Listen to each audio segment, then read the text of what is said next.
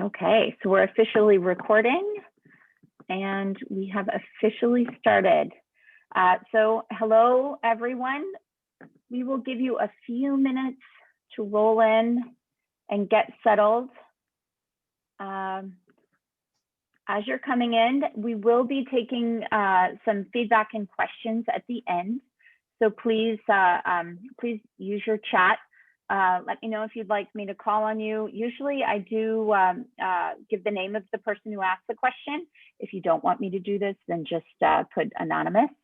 And I do have the option to allow people to talk if you would like to talk. So again, thank you everyone for coming tonight. This event will be recorded and we will repost it. So I am Laura Taylor. I am from Oxford Exchange. I am the bookseller there and I run the programming. We usually have in-person events, but obviously we've been doing virtual and we've had some great talent. And today we have Amy Green and Mary Barley talking about Amy Green's new book, Moving Water. So Amy Green covers the environment for WMFE NPR in Orlando.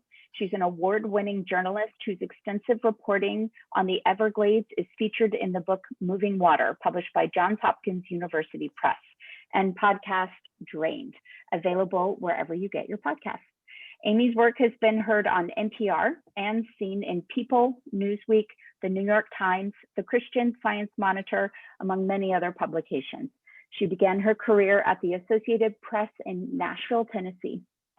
And Amy grew up in Florida and currently lives in Orlando with her 7-year-old daughter.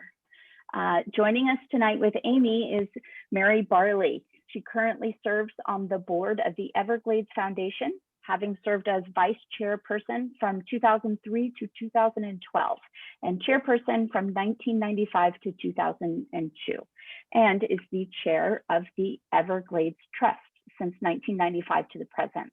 Mary also serves on the boards of WWF National Council, Zoo Miami, and Wild Oceans.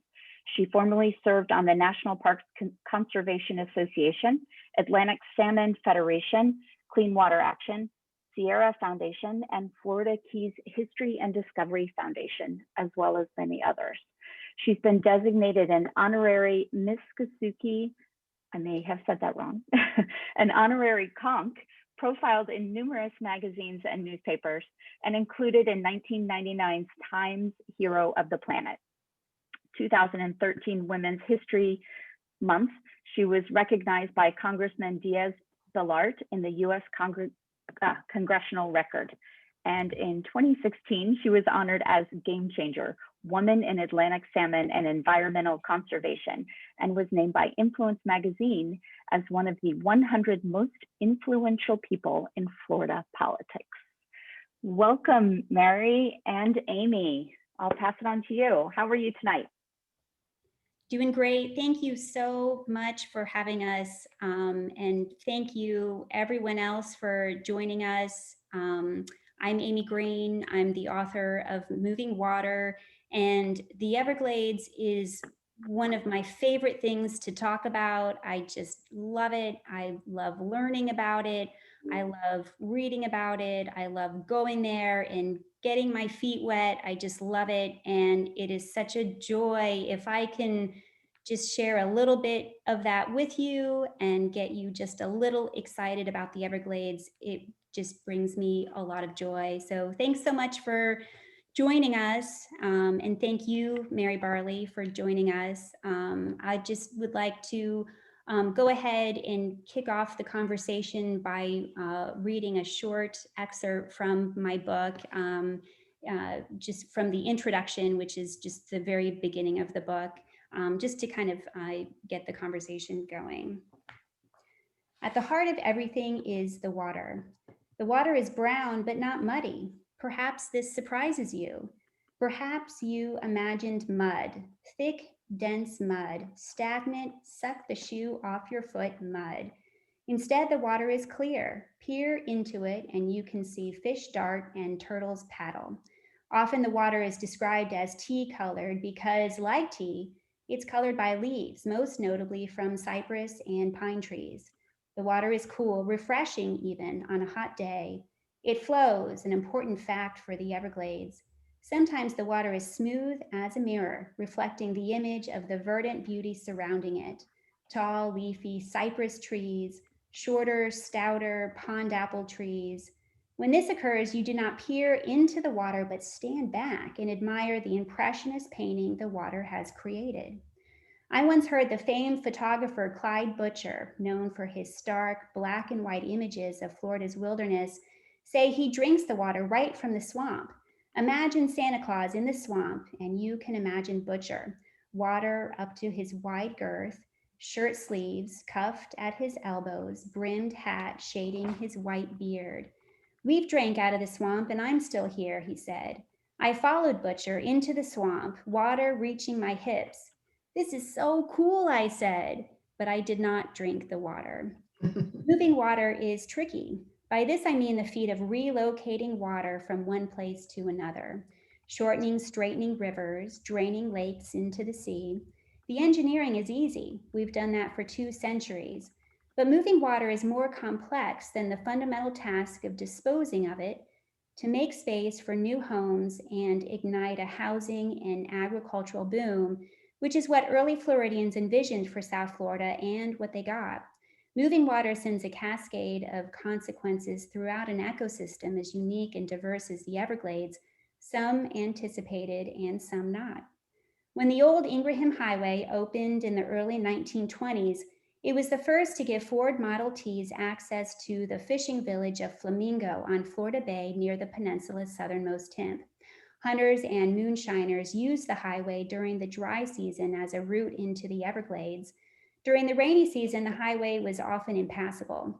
Parts of the highway were constructed on limestone dug from the sawgrass prairie by a dredge floating on barges. The Homestead Canal, left behind by the dredge, flowed parallel to the highway. Today, remnants of the highway are part of the Anhinga Trail in Everglades National Park. The trail is among the park's most popular, offering abundant views of wildlife, including alligators, turtles, anhingas, herons, egrets, and many other birds, especially during winter. After the highway opened, Floridians noticed a change in the vegetation on the highway's south side where it crossed Taylor Slough. Carolina willow and pond apple flourished, while on the highway's north side, the sawgrass prairie remained. Floridians would discover that the highway served as a dam for the river of grass, altering the flow of water subtly but enough to alter the vegetation. Scientists still are not completely sure how this happens, says Tom Van Lent, senior scientist at the Everglades Foundation. They believe some of it has to do with nutrients. The Everglades are a low nutrient ecosystem. The water flows slowly over a large land area, spreading nutrients thinly. And it may be that the old Ingraham Highway concentrated nutrients in certain places, transforming the vegetation. In an ecosystem as unique and diverse as the Everglades, it's possible we've not yet experienced all of the consequences of moving water, and we can only wonder about the future. Sometimes our perception of consequences changes, our values change, and we come to hold dear things we once hardly valued at all. A half century after the Everglades were drained, shrinking the river of grass by half, the region's population has soared far beyond what early Floridians imagined. Demographers anticipated 2 million people in South Florida by the turn of the century. Today, 8 million people live there, and forecasts are for the massive influx to continue. The population has grown so fast that South Floridians are realizing they could run out of water very soon. It may also be, Van Lent says, some things happened that we didn't even notice happen, and they're irretrievably gone. Everglades restoration means again moving water, and this is more complex than the fundamental task of acquiring land and removing dams. Restoration will lead to new consequences, some anticipated and some not. It's possible some of these consequences will require new acts of salvation, which in turn will lead to new consequences. And that's just a little excerpt from Moving Water. I have been working on the book for about 10 years. I got started actually back in 2008, Mary. I was working on big news in the Everglades at the time. The governor at the time, Charlie Crist, had announced just a monumental state plan where the state would buy out US Sugar Corps and put that land toward Everglades restoration. And US Sugar is the nation's oldest and largest sugarcane producer, part of a very large farming community south of Lake Okeechobee, kind of in the heart of what used to be the Everglades. And so at the time, environmental advocates were billing this as a very historic development in Everglades restoration.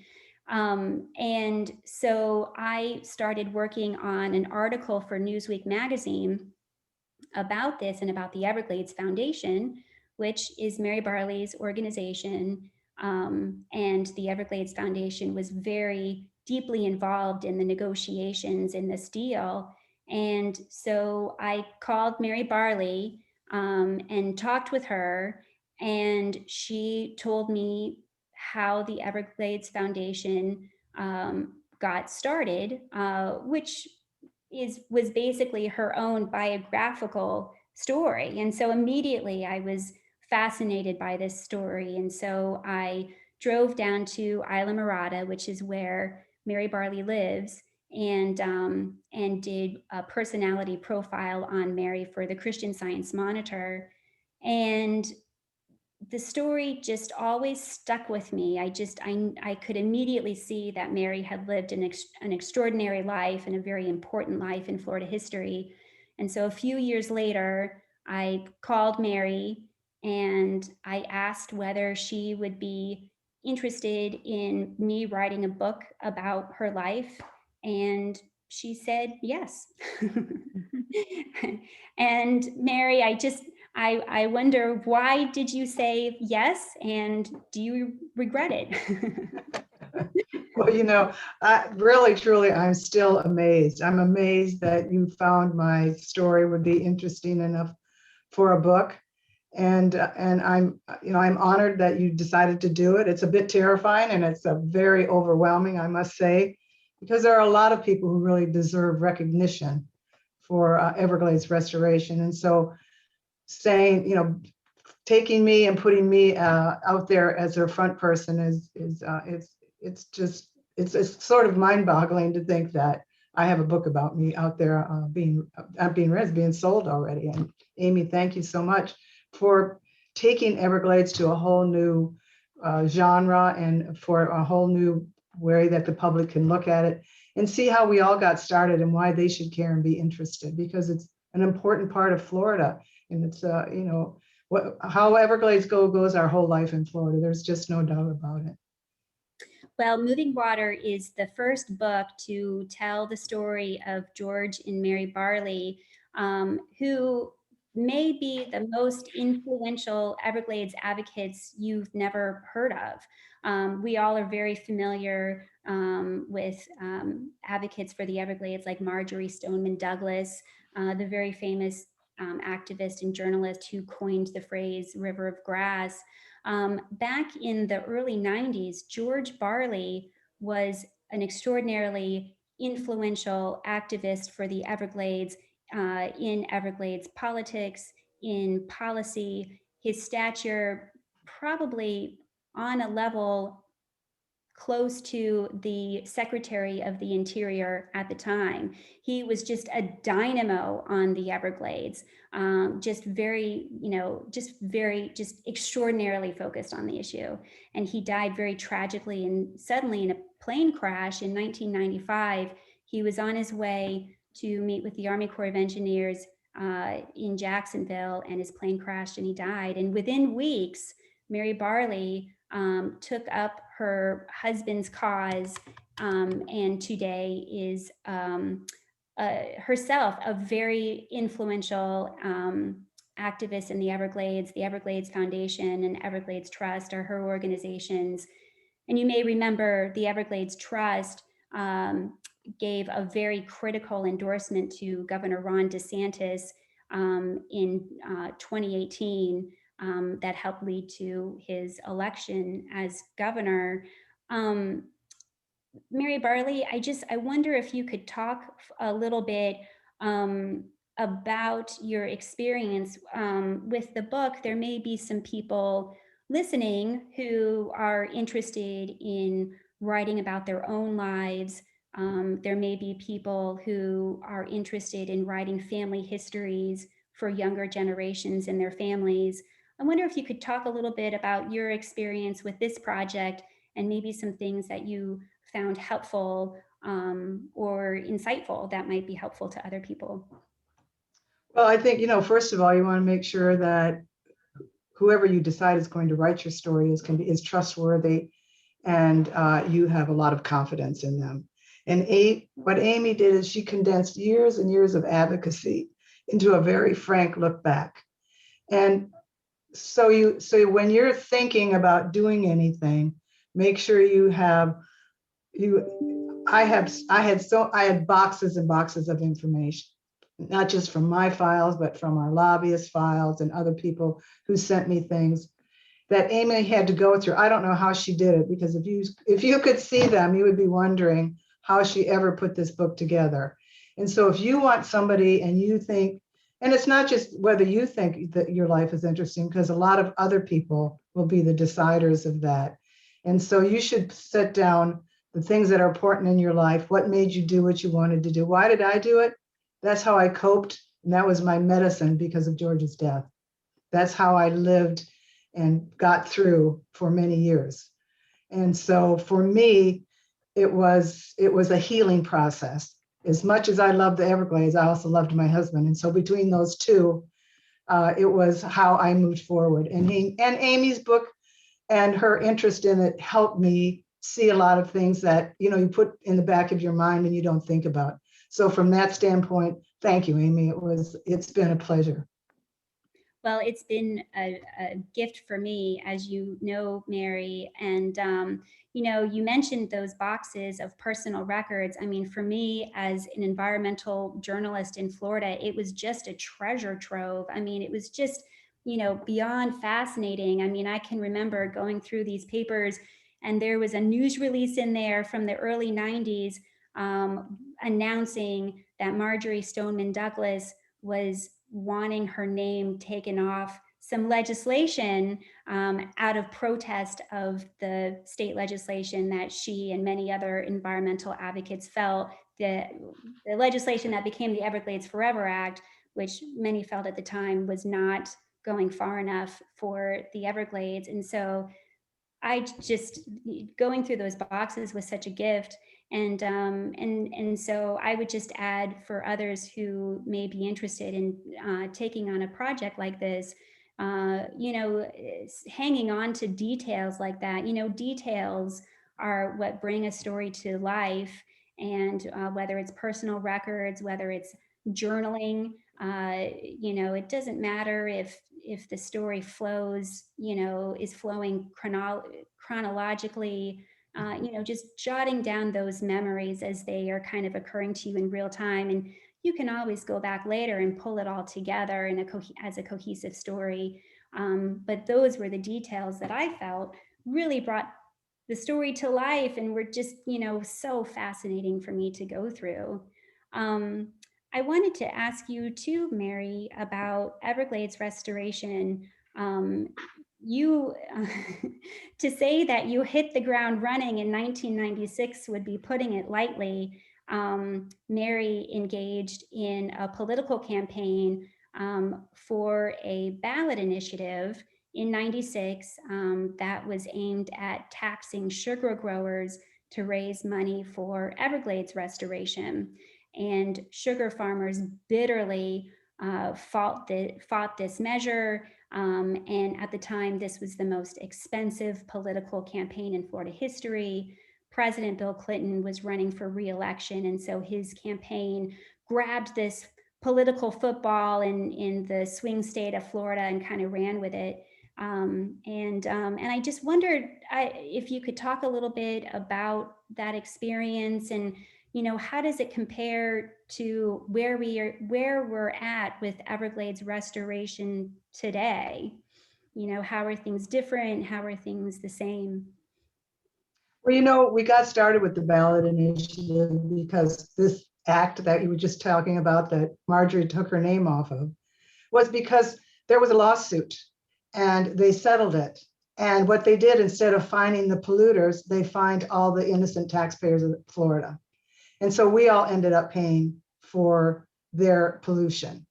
And George was so mad and so furious that we did the first ballot initiative we did, the court threw out. And then after that, we started working on some other things, the farm bill and things. And then unfortunately, George was killed. And so our next thing was, okay, we'll just do another ballot initiative. We know what the court said. So we had 3 ballots, 3 initiatives that we put before the state of Florida, the voters, and we won by over 68%. We won the polluter pay. We are still waiting to this day for polluter pay to be implemented. They have passed a lot of bills and said, oh, this will take care of it. But constitutionally, it has not. It's probably not really ripe yet for anything. But all that said is, well, so what do? I was not going to let George die in vain, that's for sure. And I was not going to let these great policy ideas that he had be buried and never put before the voters of the state of Florida. And so I, along with one of his best friends, Paul Tudor Jones, he and I got together, and that's what we decided to do, that we would go ahead with the ballot initiative. We lost the penny a pound, unfortunately, because who knows why. It did not pass, but we did pass making the polluter pay, which probably in the end will be even more important as things roll out and clean water becomes the issue. Because when you talk about clean water, that will be 100% their bill that they will have to pay. Well, in some ways, we do know why penny a pound did not pass, and it was because the sugar growers, Big Sugar, as many refer to that special interest group in political circles, outspent the environmental group. Like 2 to 1, 3 to 1. Yeah, that's right. I mean, and I remember when we were talking to our strategist, he told us, he said, there's a point where if they outspend you, that you cannot win. And that's exactly what they did. They spent almost $50 million feeding that just for the tax. And so that's an important point that the book makes, which is that George Barley was really the first Everglades advocate to bring real resources to the table. Before that, environmental groups had been engaged on the issue. There had been attempts to restore the Everglades that were kind of what you might describe as low-hanging fruit. George Barley was really the first to bring real resources to the table and to take on this very politically powerful special interest group that many saw was as being obstructive in Everglades restoration, and that was Big Sugar. And he was able to bring resources and political connections to the table. And his best friend, Paul Tudor Jones, who, especially after George Barley's death, brought millions of dollars to the table that had not been seen before. And that's one of the things that Moving Water documents. Mary Barley, one reason I am so I've been so fascinated to get to know you is because I also am a professional woman. And that's one thing that especially fascinates me about your story, is that you got involved in this extraordinarily contentious political campaign as a woman. And I would be very interested to hear you talk about your experience and whether you feel like your experience is different because you were a woman, and whether you feel like your experience was different back in the 90s than maybe it is today. Oh, it definitely was different in the 90s. There were very few women who were even legislators or voted, who were in any positions of power. And when you went to see people, you could just see the way they looked at you. You know, here's a woman. Oh yeah, you could see their eyes roll back in their head. You know, you go to Congress and but they would let you in because you were sort of new and different. And so oh, here's this woman, and you know, her husband was killed, and let's just let her in and see what she's got to say. And I think, you know, that took a long time for me to understand and comprehend just how much that held the campaign back in some ways, because it's much more difficult for a woman to make her point and be believed than it is if you see a man up there. And I remember getting a lot of these points, you know, and it was always about how a man would do this, dress like this and do that and do this. And it was never about being yourself and being a woman. And now, these years later in my life, I see it so totally differently that it's amazing that I put up with it, really, when I think about it, because it's not my personality to do that. And so that's just probably why I stayed so long and fought so hard, because there was a lot of how men felt about women, and men, and still do, run all these agencies in our country. And most of the time you have to deal with them. And their policies are a little weak. They get bottled at by political contributions. And they don't like to hear the negative things and the science. A lot of times they just want to look at you. What can I say? We hear a lot about that right now these days.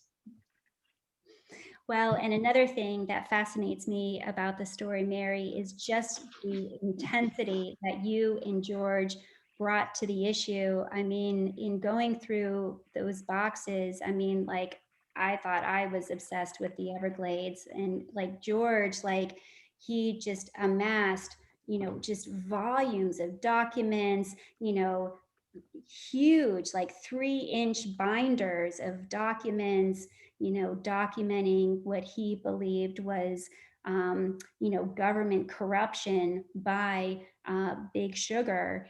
And I mean, just as an example, there was a press packet for 60 Minutes when George Burley did the 60 Minutes story. And I have been in journalism for 20 years. I have never seen anything like this. I was just fascinated by it. There were like suggested like interview questions. It just was beyond thorough. And Mary, you and I have had conversations about your experience after George's passing.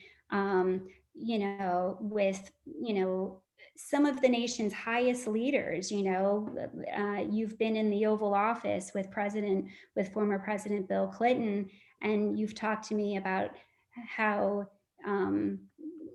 you're not intimidated by these leaders at all.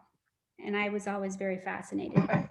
Well, I don't think anybody should be intimidated by another person. I think we're all pretty equal, and there's always something, with the exception of Sugar. I can't say there's much to like about Sugar. But other than that, I think most people are real, try to be honest, try to give you good advice. I mean, George was so analytical, and he just knew where the right buttons were to push.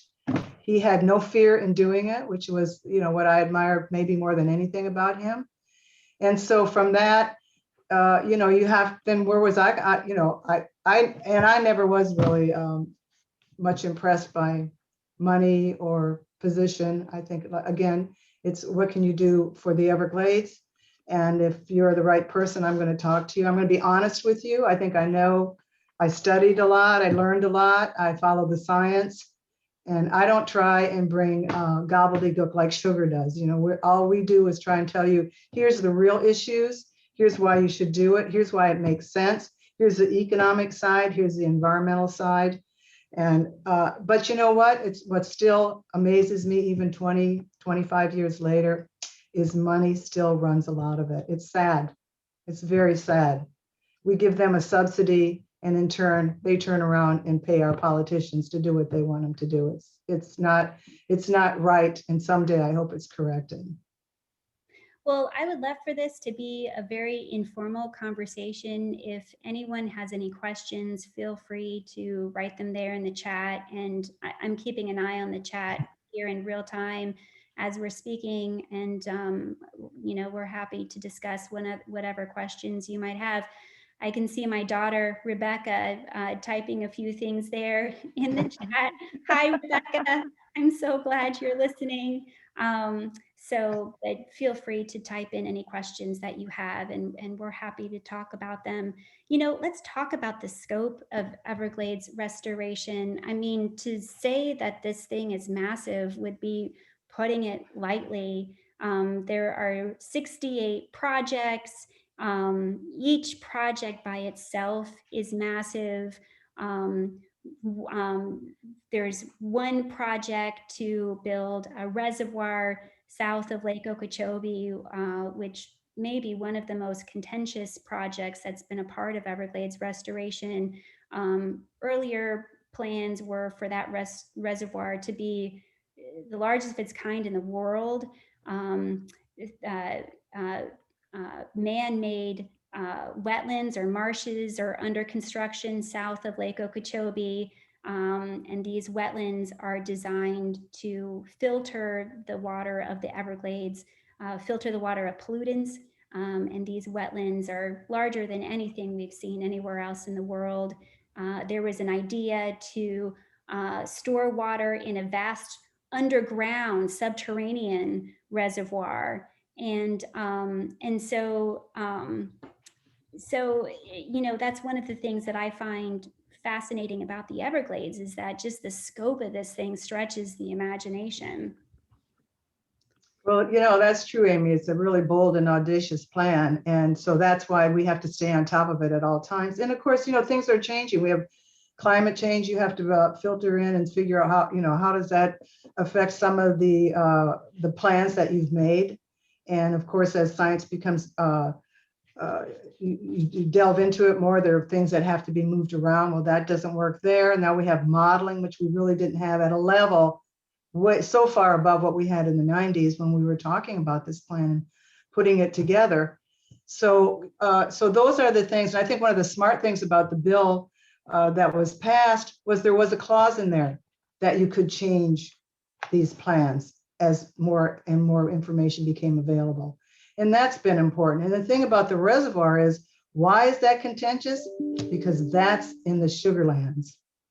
And that's why they don't want it, because the central part of the Everglades, which is right down the central part of Florida, if you just flip Lake Okeechobee over, that's the Everglades agricultural area. And you go straight down there, all on the interior. Those are the projects that are important to the Everglades.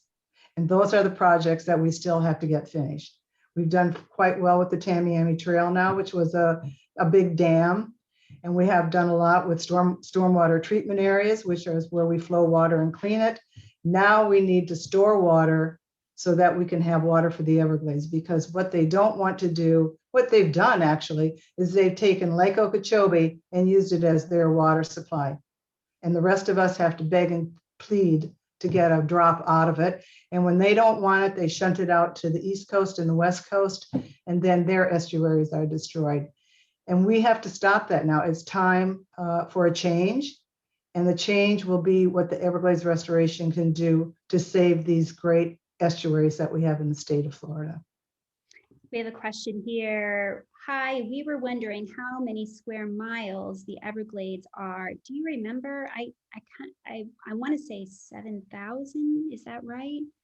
Yeah, I don't remember the square miles. I think originally it was like 4 million acres, and now it's less than 2. Okay. And I know, like, if you're asking specifically for the park, I know that like the part of the Florida Bay that's in the park is like 632 square miles, I think. So when we talk about these massive Everglades restoration projects, how do you feel like it's going at this point? It's been about 20 years since Bill Clinton signed Everglades restoration into law. How do you think it's going now? I think it's probably at the best place it's ever been. in the 25 years I've been involved. You know, Governor DeSantis has been an amazing politician. He has taken on sugar, you know, right head to head, toe to toe. He has put more money. He has, not just the Everglades. I mean, he bought 20,000 acres so we couldn't drill in and on the East Coast. And he has taken and put a lot of money in. We've had money put in, but trying to get the right projects moving forward has been the more difficult part of real true Everglades restoration. So we had a few wins under Jeb. We had a few wins under Scott. It would have been if we would have bought US Sugar, Everglades restoration would be done. Right now, it would be over. It would be, we would have clean water. We would have the quantity of water we need, the timing and the flow. So all I can say is that if you put the right people in office and you make your vote count, you can make a difference in the environment and the things that you care about. Yeah, as you said, Mary Barley, Governor DeSantis is really the first politician, statewide politician in Florida in recent history who kind of stood up to Big Sugar and won. He ran a very blatantly anti-sugar campaign back in 2018 when all of this toxic algae was just gripping the state, and many believed that nutrients from the agricultural fields in the Everglades agricultural area played a part of that, and so that was a big change for Everglades restoration. And since then, he has put millions of dollars toward Everglades restoration, and also his connections with former President Donald Trump has also led to more federal spending on Everglades restoration as well. And he replaced all the board members of the South Florida Water Management District who really specifically worked for sugar. They never did anything to help the Everglades or really to help the innocent taxpayers who they were out there supposing to represent. And so that was probably one of his best things he ever did. And the thing about it is he's kept his promises. As we all know, a lot of politicians don't keep their promises, but Governor DeSantis did. And that's what's really important. And, you know, and to go back to like the men who were important in the restoration to me are George, Paul, Charlie Crist, who tried to buy US Sugar, and really, if it wasn't for Scott, we would own it. Scott was, I'm not taking it, you know, if he wanted to buy it, I'm not going to be a part of that. Well, what kind of an idea is that to have in your head? So anyway, so that we lost all that land, which was really the land we needed for real natural restoration. You can engineer anything, but it would be nice to have the natural restoration for water flow and cleaning the water, which is a lot cheaper for us too. We don't have all the overhead and maintenance. Right. And so in many ways, Everglades restoration is in a much different place now than it was back in '96 when you were first getting into all of this. Mary Barley, what would you say, what do the Everglades need most at this point, do you think? Well, they still need $725 million a year for the next 4 years from the federal government because it's a 50-50 project. So of course they need that. But what they need is they need all of us. We are what makes Everglades restoration work. And so how can you, how do you do that? We need everybody's attention.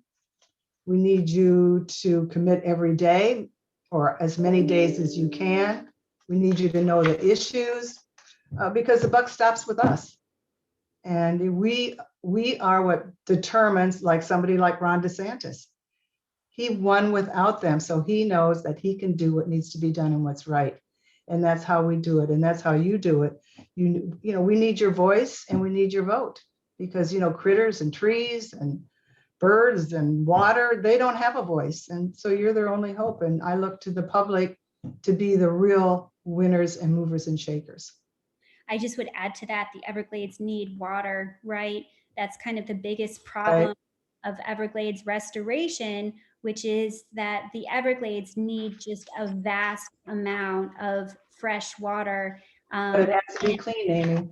And it has to be clean. And so kind of the biggest puzzle of Everglades restoration is, where are we going to put all of this water in the context of the population today in the state of Florida? And that's why they've talked about some of these ideas like storing it underground, because it's just not really known yet where we're going to put all of this water that the Everglades needs. I just want to get cut Well, off. that's why the reservoir is so important, because we need to take water from Lake Okeechobee, put it in a reservoir south of Lake Okeechobee, because that's going to become our water supply, because sugar has really captured the water supply out of Lake Okeechobee. And the only way we can get it south is to move it in this reservoir, clean it, and then send it south. I just am looking at some of the questions that are coming in here. A couple of people are wanting to know, what can people do? What else can people do to help the Everglades? How can Well, the people? most important thing to me is to know to call your politician, whoever that is, whoever your legislator is, or your senator or congressman, and let them know that you care. Ask them if they take money from sugar. Ask them what their position is on Everglades restoration. And then ask them what they've done for Everglades restoration. And then vote your conscience. And tell them that's how you're going to vote. If you're not voting and doing if you're not doing what you should do when you're up there in the legislature or you're in Congress, and you're not voting right for the things that I care about, you're not getting my vote. I don't care how many years you've been in there. And there are a lot of guys who are in there who aren't voting the way you think they are. Yeah, You can go to websites too. The Everglades Trust does put on its website the votes, and votes that we think are important. Yeah, people ask me that question often, and I always say the same thing, which is, the Everglades need a voice. It kind of reminds me of something George Barley wrote. I'll just read it quickly. He wrote, "What happens in the Everglades is now at a crossroads. Will its sickness, diseased by pollution and thirst, be halted? Can it become a model for sustainable development, with the natural system, farming, and the urban economy adjusting to water management reforms that will make economic development and natural protection more easily achieved?" The history of the Everglades tells us the answer is no. It will continue to be compromised by those who occupy high government offices, governing but not leading. Environmentalists will rally around it, as they have done for decades, but their voice is not strong enough against the forces that would use the Everglades. Only a swelling cry of citizen support will change the dynamics of the Everglades from systemic destruction to restoration. The Everglades uses no power, creates no pollutants, and if brought back to life, will yield sustainable benefits forever.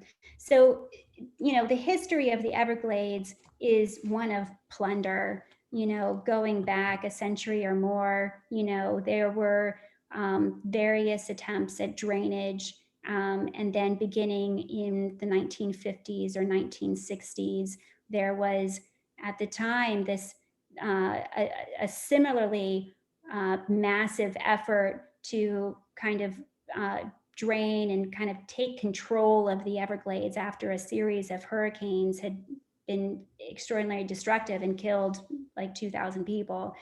And so when people ask me, what can I do to help?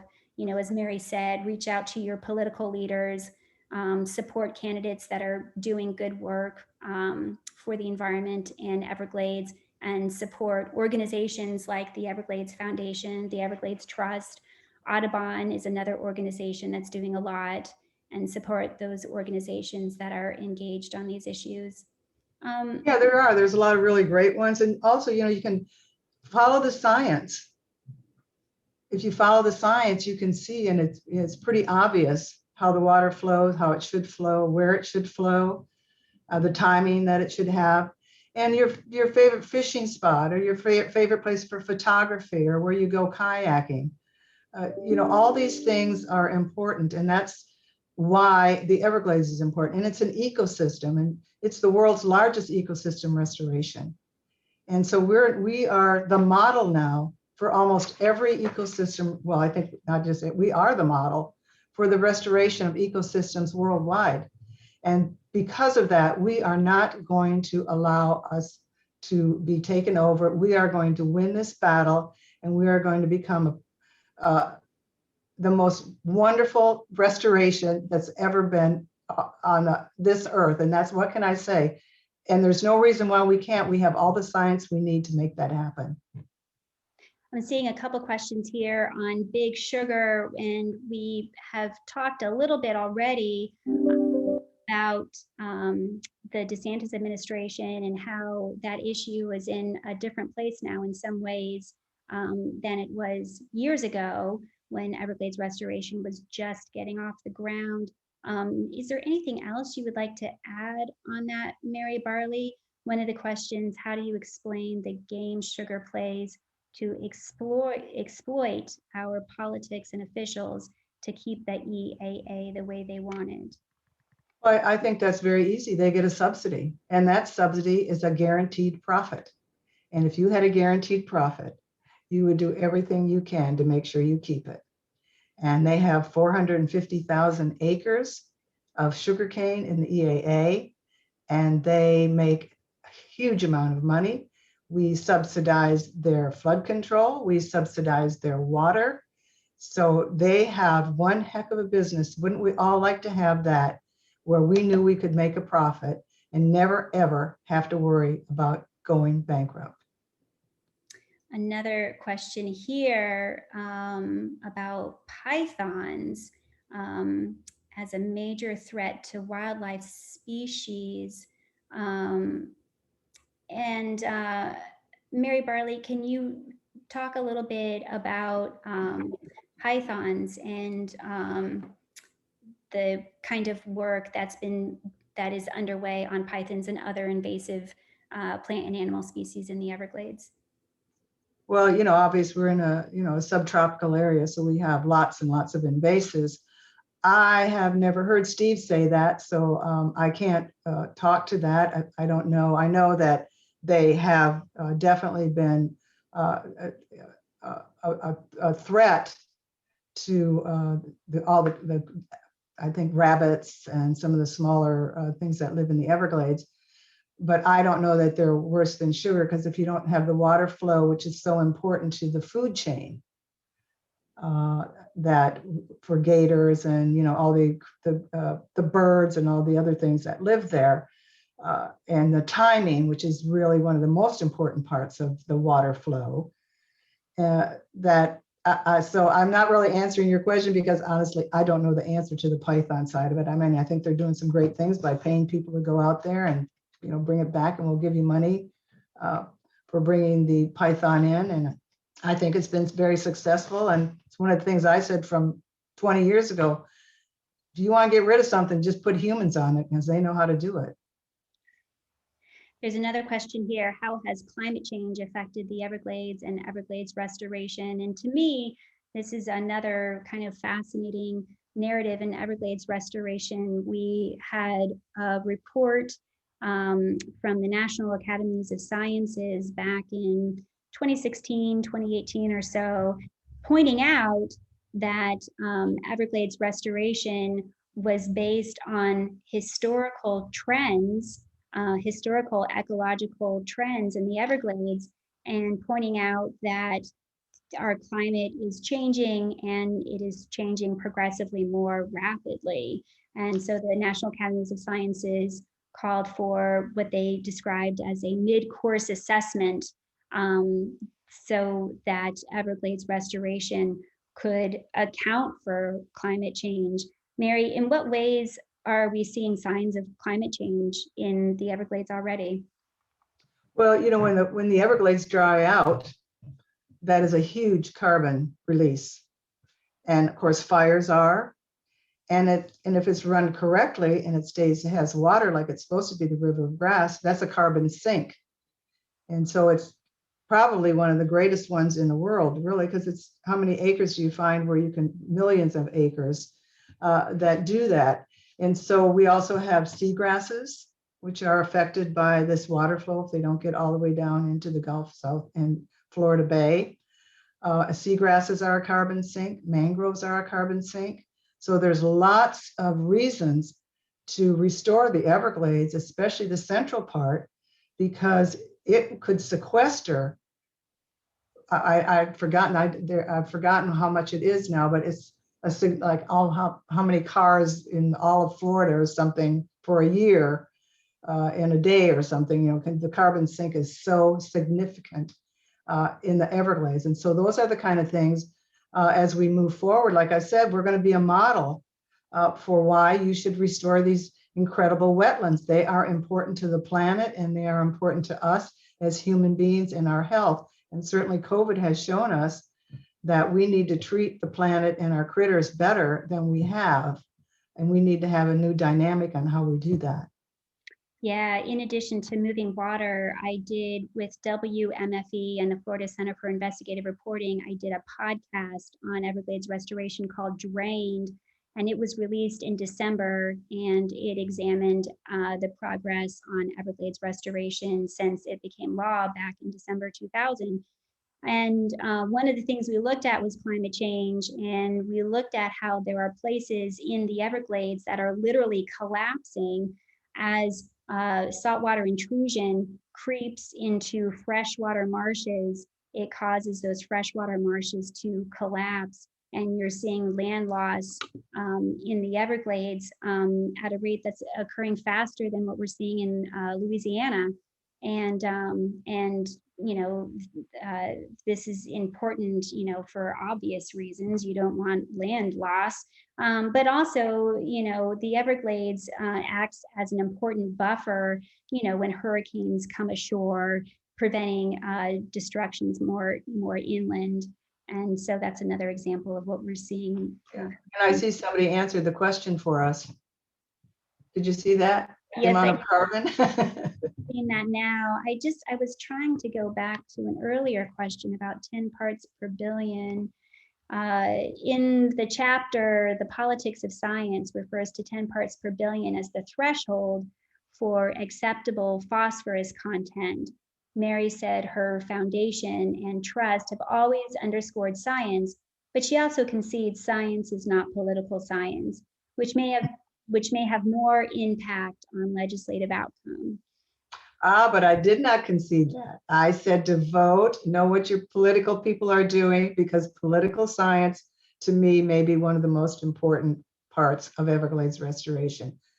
This is huge, and it's done by the government and their agencies. So the only way we can make a difference is by forcing those agencies and governments to do the right thing. And the only way they do the right thing is if we vote the right people in and they know what we want. And so political science, to me, is the most important science of the Everglades restoration. People don't look at it maybe as hard as I do, but that's what I think. Did that answer their question? If not, they should come back with something.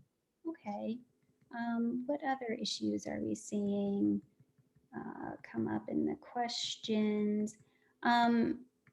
I'm still seeing some more questions about what can people do to help the Everglades. Mary, would you like to talk a little more about that? And I also would ask, the Everglades, we see, throughout the history of the Everglades, a lot of misunderstanding on what the Everglades are, and just mischaracterization, a lot of many The scary swamp. a scary swamp, a place filled with snakes and pythons and alligators. Many Floridians have never been there. I wonder if you would like to talk about what are some of your favorite things you like to do in the Everglades? What are some fun things people can do in the Everglades? Well, I love, I like to hike. I like to go into where we were talking about Anhinga. I'm a big fly fisherman, so I spend a lot of time, or have spent a lot of time, on Florida Bay fly fishing. And I've been, done in a lot of freshwater areas in the Everglades too, fishing for bass, like the Lake Okeechobee and in Kissimmee, because maybe people don't realize, but the Everglades actually starts up in Orlando. And so when it flows all the way down through Lake Okeechobee, and then that was the original spill that came down and moved south. And so now that, and I like photography. I like that you can go out and look at the stars because it's so quiet and there's no light pollution. So if you love the celestial areas, you'll probably not find a better place than if you can get into the Everglades somewhere. And to me, it's like anything you want to do that you like, you can probably do in the Everglades. It's just the kind of place, it's so vast. If you just want peace and quiet, you could go find a place there that would be peaceful. You have to be careful though, and not go where all the mosquitoes are. But the Everglades, like I said, starts way up in Orlando. So there's lots of places you go in the Everglades to do whatever you want to do. Kayak down the Kissimmee, just go bird watching, take an airboat ride. I mean, it's all the things you want to do outdoors you can do in the Everglades anytime you want to just move that way. And it's like any place you go, you got to be careful crossing the road. You have to be careful when you go in the Everglades. Just that's the main thing for anything that one does when they're outside. Yeah, that's absolutely right. A lot of people, some people maybe don't like getting their feet wet, but that's one of my favorite things about going in the Everglades, especially in Florida. It's often, really hot. And when you are in the Everglades and, when you're in the water, when you're actually getting your feet wet, the water feels very cool. It feels refreshing. I took my daughter, Rebecca, down to the Everglades over the holidays. It was her first time down there. She's 7 years old now. And I can see Rebecca on the chat. And Rebecca got right in the water and the water, was almost up to her waist. And I just think that's really cool. And so that's one of my favorite things. Yeah, there's a lot of great places to go slogging in the Everglades. Really, people should look it up. It's a fantastic way to spend a day. Right. And here in Orlando, we have Shingle Creek, which is the headwaters of the Everglades, and that's a beautiful kayaking trip if you're interested in that. I'm just keeping an eye on the questions in the chat. Here's one: a related forthcoming book is The Swamp Peddlers on installment land sales in the 1950s. Is the subdivision of towns and cities a major historical reason for permanent loss of half of the Everglades? I would say that's one reason. I would say that's one reason. When early Floridians were talking about draining the Everglades, it was a different time in environmental history. If you can think back to, Manifest Destiny and this, ideology that it was, humankind's, almost kind of, responsibility to improve upon the environment and to make it better. And so at the time, these wetlands were seen as, just a dismal swamp, without having any value at all. And so Floridians talked about reclaiming the Everglades and building, and draining the Everglades for agriculture and development. And then after a series of hurricanes went through and many people died, there was a new fear surrounding the water of the Everglades and a new push to take control of the Everglades and construct, water management infrastructure that at the time had never been seen before, and still today is some of the most complex in the world. I'm just taking another look at the questions here. I'm just having a little trouble scrolling through. I don't know if you have anything you would like to add to that, Mary. No, I think people want to know what they can do, and I understand that. I mean, find a group that you believe in. The Captains for Clean Water, Everglades Foundation, Everglades Trust, Audubon. National Parks Conservation Association, the people who are in Everglades restoration every day. Follow them when they ask you to do something. If you possibly can, push the button and do it. That's the way you make a difference when you have to deal with governments on everything that you're talking about. It's not like you can go and protest. You could do a protest against sugar. I'd join you with that. So there are ways, to make a difference, but I still think the biggest difference is your vote, because that happens every 2 years. And so every 2 years you can make a change, and that change could be the most critical change that we have to move Everglades restoration forward quickly. Another question, Mary, who or what caused Senate Bill 712 to be so weak on actual water quality enforcement? I have to refresh my memory. Well, I don't, you'd have to refresh my memory too, but I'm sure I can tell you probably who made it weak. I think if that was the Putnam one and those guys, it was sugar. Because one thing agriculture wants is to make sure that they have control of water quality, because they're the only ones who can pollute without consequence. Do children in Florida learn about the ecology of the Everglades in school? I actually have been contacted by a school representative from Osceola County Public Schools. Of course, the Everglades headwaters are within the boundaries of Osceola County, and she has reached out to me about engaging in some educational programs with them. And so that's very exciting. And, there's nothing I love more than sharing my passion for the Everglades with other people. And if I have the opportunity to do that with children, that's even better. So yeah, and the Everglades Foundation has a literacy program, and we have trained hundreds of teachers, and we're involved in, I've forgotten, 20 or 30 counties now, and how many schools, and and they train the teachers. This is a program put together by teachers, for teachers, to teach children. And so if your school is not involved in this program yet, go on the Everglades Foundation website, and there's a literacy click on it and get your school to become involved. We will send people there to help you set it up and teach your teachers how to teach Everglades restoration, which goes well beyond Everglades. It goes beyond the environment. It talks about all, that translates to the environment on the whole.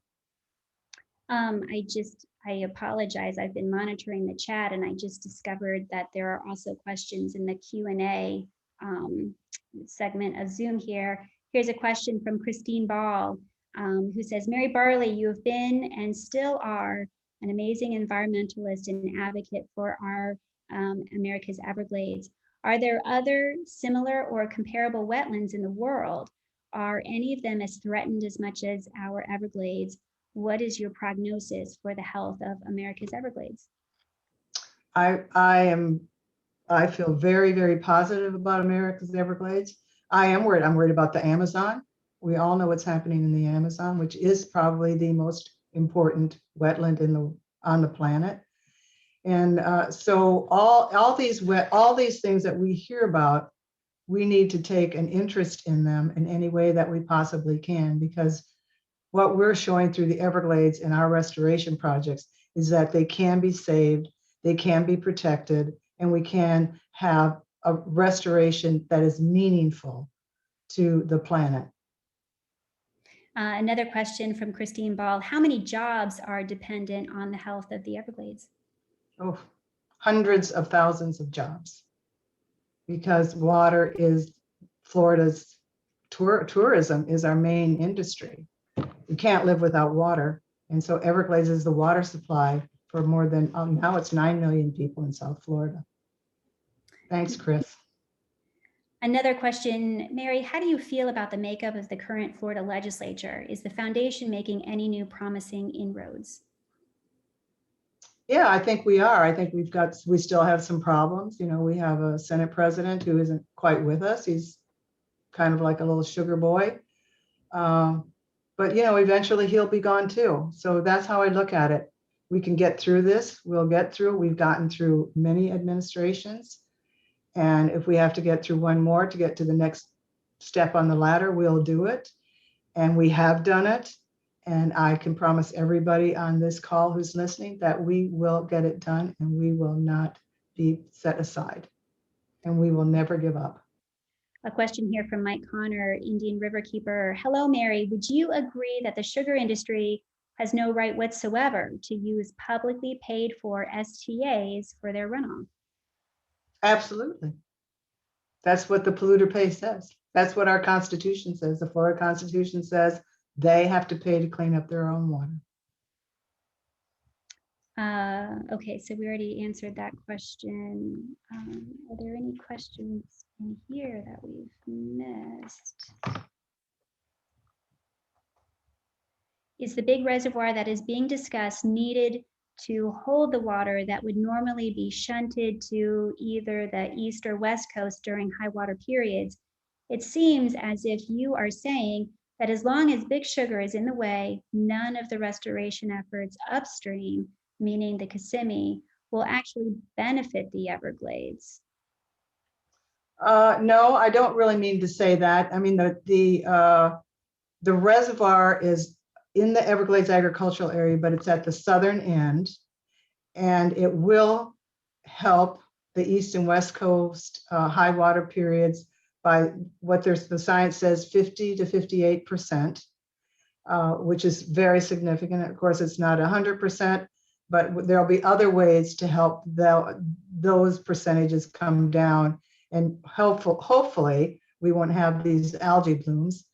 And then what was the other part of the question was, the upstream of the Kissimmee. Well, the Kissimmee River has, you know, already shown from its restorations, it's just amazing. I don't know if you've taken a ride down the Kissimmee River on a boat lately, but it's mind-boggling when you see all the birds and all the changes that have made.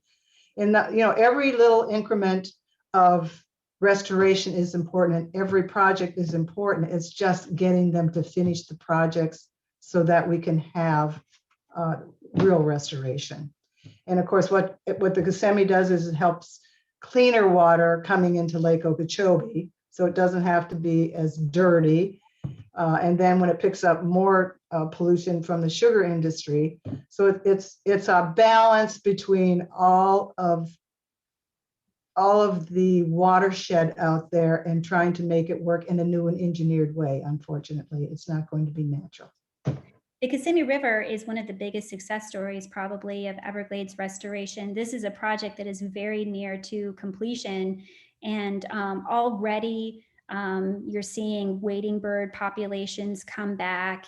That's a restoration where it's just thriving, and it just goes to show that you know, these projects work. You know, it goes to show that when the water is clean, when there is enough fresh water, it helps the system. It's just that it's just taking a long time for these projects to, you know, even get started in some circumstances. Yeah, well, you know, talking about the restoration and the efforts upstream in the Kissimmee, here's one thing that you could do right now.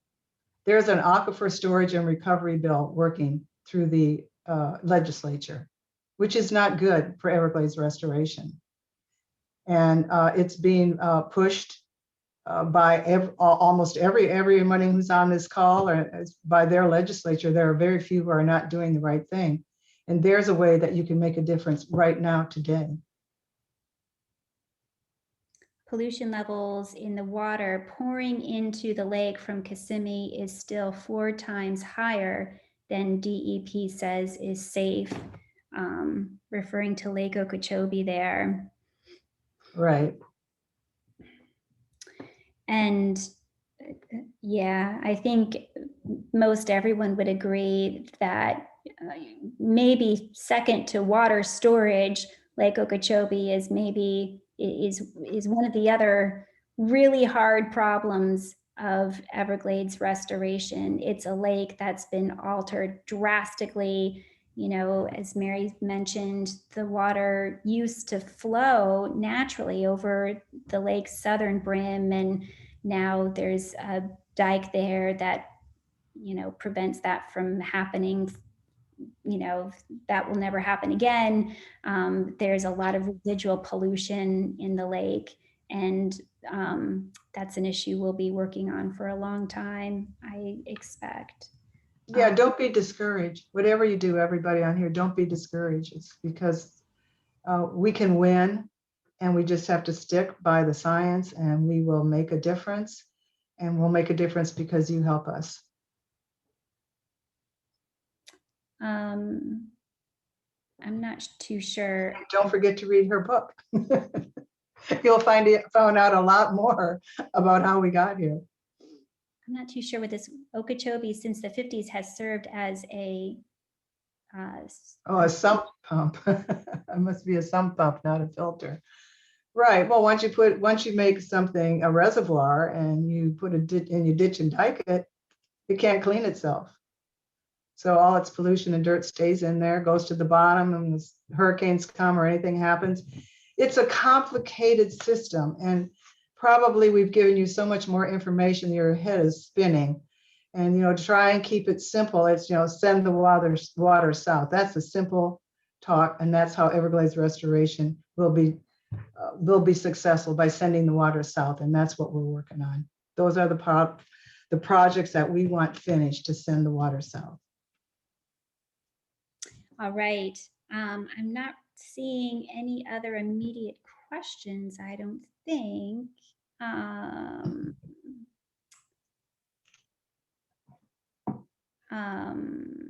know a lot of people refer to sugar. They use the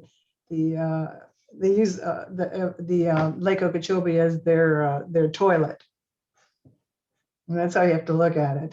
They back pumped it and they dirtied it, and now they want us to clean it up so that they can, you know, get some more water from us for free.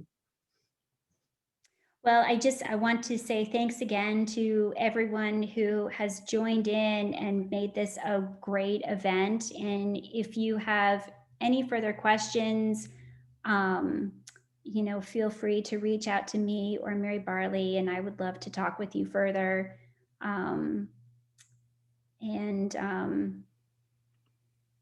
Is there anything else? Right here. No, thanks so much. I thought it was a fantastic night, and I just want to say, Mary and Amy, you guys were great. I could have gone on, and then I looked up and I was like, oh my God, and the questions were coming in. So what a wonderful night, and let's hope for better things for the Everglades. So we will write our congressmen and our senators, and we will take canoes, and we will appreciate the Everglades that we have, and we'll let everyone know that it matters. So. It's the only one we have. Thank you, everybody. Oh, yes. Enjoyed it. Hope you enjoyed Moving Waters. It's a wonderful book. Yes, we do have the book. I included the link for our website. You can always go to www.oxfordexchange.com and just type in the search bar Moving Water, and it'll pop up, and we will send it to you. So have a great night, and keep reading. Thank you. Bye, everybody. Thank you so much, everyone. And thank you so Bye, much, Rebecca, for hosting us. And Rebecca, I see you raising your hand. I will be answering your question very soon. Thank you so much. Bye, Amy. Thanks, Laura.